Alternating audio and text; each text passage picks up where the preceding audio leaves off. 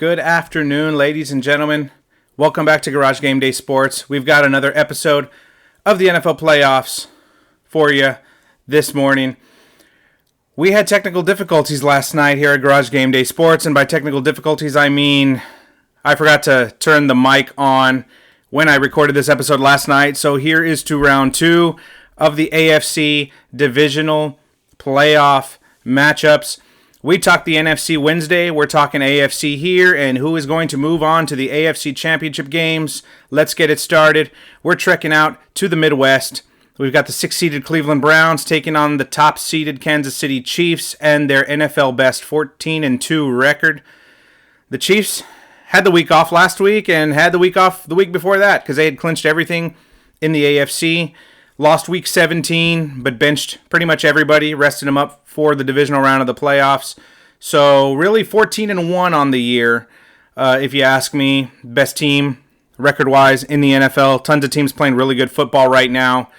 But the Chiefs just turning it on offense. You know, averaging nearly 30 points a game. Only team in the NFL with over 300 passing yards a game. That's, of course, due to Mr. Patrick Mahomes and that embarrassment of riches he has at his disposal on offense. We all know the names. Travis Kelce, tight end. Wide receiver, Tyreek Hill. You got CEH, Clyde Edwards-Helaire in the backfield. Just a ton of weapons at Mahomes' disposal. Seems to score at will. Has been up and down a little bit at times, you know, kind of playing down to their competition a little bit, but for the most part just blowing people away with that offensive firepower. They're welcoming to town the Cleveland Browns, who enjoyed their first playoff win in a long time since 1994. They blew the doors off the Pittsburgh Steelers in the first quarter, but kind of had to sweat it out a bit when Pittsburgh made their big run. I know Cleveland fans, myself included, I'm a Cowboy fan, not a Brown fan, but I was cheering hard for the Browns in this one. Had me sweating a little bit, seeing if the Browns could hold on to this after just blitzing the Steelers for 28 points in that magical first quarter. 4 touchdowns in the first quarter. Picked off Big Ben a couple of times. Had that fumble, of course, early on the first snap of the game. Snap goes over Big Ben's head. The Browns recover in the end zone for a quick 7-0 lead, and it was all downhill from there for the Steelers. Browns jumping out to a big lead, holding them off 48-37. Raise your hand if you believe the Browns will score 48 playoffs in a playoff game. Now put them down because you're lying. The Browns playing the Chiefs. This is going to be a very interesting game. The Browns have to play smart yet aggressive. And I think Baker Mayfield, their quarterback, has been doing a fantastic job of that, taking care of the ball. He's one turnover in his last 10 games. He's playing very smart football right now. Coming up against the Kansas City Chiefs defense that, you know, doesn't get after the quarterback a whole lot, and their defense definitely needs work. Both teams in this game, you know, near the bottom in several defensive categories, but both offenses can generate a ton of points, so I look for a lot of points to be scored in this game. The Browns are going to have to jump ahead. Baker's going to have to, of course, take care of the ball and get his running game involved. You know, we saw Nick Chubb and Kareem Hunt both run the ball at different times very well for this Browns team. Kareem Hunt, of course, going up against his former team in the Chiefs, so he's going to want to get them involved, and he's got plenty of weapons of his own. You know, he's got Jarvis Landry, Rashard Higgins. You've got your dual threat, your two-headed monster at running back in the backfield. You know, of course, you lost OBJ, Odell Beckham Jr. earlier in the year, but he's still got plenty of weapons. But he's going to have to take care of the ball, take some shots downfield on that Kansas City secondary. Take some shots, try and get some points early the way you did against Pittsburgh, and try and jump ahead because Kansas City, whether they're ahead or behind, we saw this last year. They spotted the Texans a 24-pack in the first round, in the first half of their divisional round game against the Texans, and they caught them by halftime. So the Browns are going to need to keep their foot on the gas, limit turnovers. They're going to have to win the turnover battle. They're going to have to win it. I don't expect them to win quite as handily as they did against the Steelers, but they're going to have to win the turnover battle by at least 2, I think, to really have a big chance of winning this game. And on the defensive side, it all starts with Myles Garrett. You know, Myles Garrett, 12 sacks on the year, 4 forced fumbles. He knows how to get after the quarterback. He's a veteran. He'll put pressure on Mahomes, try and get the ball out early, try and help that secondary, keep those guys in front of him and not behind him. You know, going to want to limit the big plays. Garrett can definitely help with that. and try and get Kansas City on some third and longs. Just like with any team in the league, that kind of takes away your running ability on third and long, but also kind of helps your secondary ease into things, helps the linebackers. So I think Garrett can definitely put pressure on Mahomes, maybe generate a couple sacks, maybe a forced fumble or strip sack or something like that. And the Browns do have some good news coming out of their secondary. Denzel Ward, Kevin Johnson, both activated off the COVID-19 list, so they are both all systems go for this game. So the Browns going to need all their secondary at 100% or as near 100% as possible. They're going to have that, and they're going to need it to stop that Chiefs offense. Both teams just generate a ton of points. And I know the Browns, first time in this position in nearly 30 years, they're going to be hyped up. They're going to want to come out guns blazing. So are the Chiefs. They're well rested. There's always the rest versus rust argument. If the Chiefs are going to be too well rested and might come out a little flat-footed and a little, and a little tight, and the Browns might come out with some early points. I just really like the Chiefs in this game. I know this is the biggest mismatch on paper, but of course you go out and play the games, and Baker's been playing as good as any quarterback in the league, taking care of the ball and distributing the ball. And you got Kareem Hunt, of course, in his revenge game against the Chiefs, going to want to ball out. Him and Nick Chubb will definitely help dictate the pace. But I just like the Chiefs in this game in a big shootout at Arrowhead. I like the Chiefs 41-27. I think the Browns can hang with them for a half. But the Chiefs remind me a lot of Alabama, that you're not going to be able to stop them.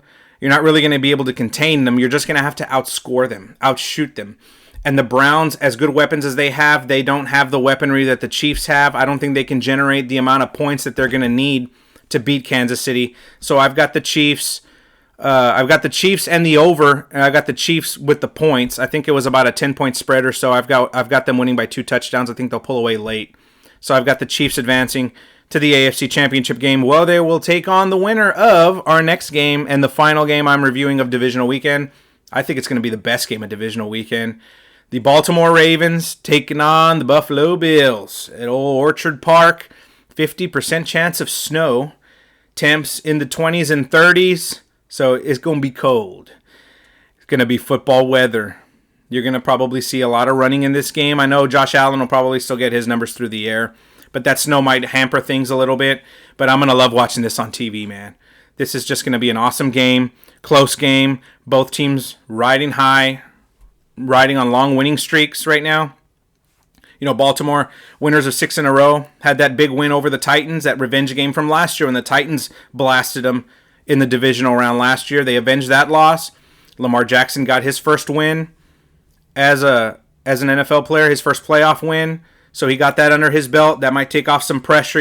He's been kind of getting some flack for he can't win in the playoffs, even though he's only 0-2 and he's still a young quarterback. So I don't really agree a whole lot with all that talk. But he did get his first playoff win. They got it done on the ground. Lamar's not really going to wow you through the air. He certainly didn't last week. Didn't throw a touchdown pass, but did run for 2 touchdowns and run for $130. 48 came on that big touchdown run in the second quarter, and I think it really swung the momentum of that game. I think it was 10-10 or 10-3 in the second quarter, and Lamar just peeled off that large run, got in the end zone, scored the touchdown for the Ravens, and I think the momentum totally switched to Baltimore, and they never turned back. That defense sure hit another level, and they smothered Tennessee's running game.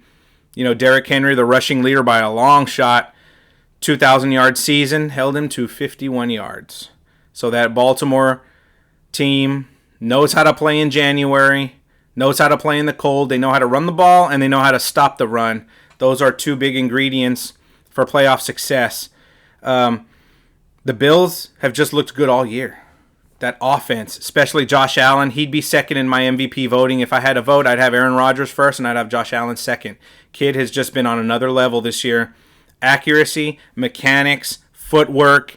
He's a dual threat on the ground. He can get you touchdowns on the ground as well as through the air. He's just been playing fantastic. And the chemistry he has with Stephon Diggs, of course. Diggs leading the league in catches. That chemistry they have, I think, rivals Aaron Rodgers and Devontae Adams out in Green Bay. That chemistry they have is just off the charts. This is Diggs' first year, of course, in Buffalo. Then you've got John Brown, who's kind of up and down. He's kind of inconsistent, but you've always got to account for him because he's got that big play ability to just bust one and get you a quick touchdown. That's just demoralizing for a defense. And then you've got, in my opinion, the heart and soul of that offense, Cole Beasley, who was playing through a knee injury last week, but just every catch, fights for every yard, gets you a big third down, can keep the chains moving, which will keep Baltimore's offense off the field. He's just huge. They can score with anyone. The Bills, second in the league in scoring average. They average just a tick over 31 points a game, so they can definitely sling the rock, and they can pound the rock as well. You got Devin Singletary and Zach Moss, two more than capable running backs who can keep the chains moving for Buffalo also. I'm looking for a couple of linebackers to make plays in this game for Buffalo. I'm looking at Tremaine Edmonds and Matt Milano. They're definitely going to have their hands full trying to stop the run of the Ravens. This Ravens offense, first in the league in rushing. They can just generate a ton of rushing yards and eat up a ton of clock. They won the time of possession battle by over Tennessee by more than 7 minutes. So that's 7 minutes they had, and that 7 less minutes the Titans got to operate with Derrick Henry by just stuffing Derrick Henry. That also limited Ryan Tannehill. That made them one-dimensional, and then they could kind of see Tannehill didn't do a lot through the air with the Titans, and he had a really good year. So the Ravens are hoping to duplicate that success here in this game. But J.K. Dobbins, I think, is going to be key in this game, helping Lamar Jackson run the ball. We've seen Dobbins get the rock. He's been carrying 10, 15 times, splitting the carries with Lamar. So J.K. Won't be J.K.ing Saturday night. He might find the end zone once or twice on this Buffalo defense, so they're definitely going to have to account for that. The matchup I've got for this game, though, I'm a big wrestling fan, and I think some guys and girls will appreciate this, but I've got a six-man tag match, a trios match for my matchup of the day. It's going to be the Bills wideouts, Stephon Diggs, John Brown, Cole Beasley, taking on the Ravens corners, Jimmy Smith, Marcus Peters, and Marlon Humphrey. I think that Diggs-Peters matchup would be pretty interesting. I don't know how long they're going to be paired up together throughout the day. You've got Diggs' playmaking ability. You got the ball-hawking skills of Peters. You've got Marlon Humphrey, Pro Bowl corner, can make plays, veteran guy. And then you've got Jimmy Smith, who's healing himself up. Didn't play a whole lot in the Tennessee game. The Titans don't like to run a lot of 3 wide receiver sets. So Jimmy Smith was able to rest those nagging injuries and come back. So he should be close to 100% this week. So they'll have all their defensive guns in place in this game. This is just a tough game to call. I've been back and forth on this game several times. I'm just going to have to go with the home team. I can see this going either way, but I think Josh Allen makes plays through the air and with his legs, and I think those linebackers can help at least contain Lamar Jackson and J.K. Dobbins in that running attack. They're best in the league on third down. The Bills can extend drives, those long sustained drives that'll wear out a defense and also keep the Ravens' running attack on the ground. I think if the Bills jump out to an early lead, that can help things, especially if they're up in the second half and Baltimore has to somewhat abandon the running game. That might force Lamar to throw more. And if you're the Bills, that's what you want. You want to take away the running ability of Lamar and of J.K. and avoid that running ability of the Ravens to really hit their stride. So I'm going to go with the Bills in a close game. I think the weather will have somewhat of a factor in this game, but I do like the Bills 28-24 to move on. So Bills Mafia, start making your reservations now. Start hitting up the hardware stores in Kansas City. Get your folding tables because I think y'all are going to Arrowhead to play the Chiefs in the AFC Championship game. But these are my predictions. Garage Game Day Sports, that concludes another episode.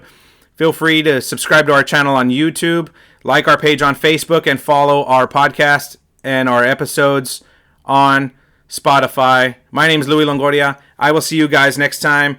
Enjoy Divisional Round Weekend. I know I am.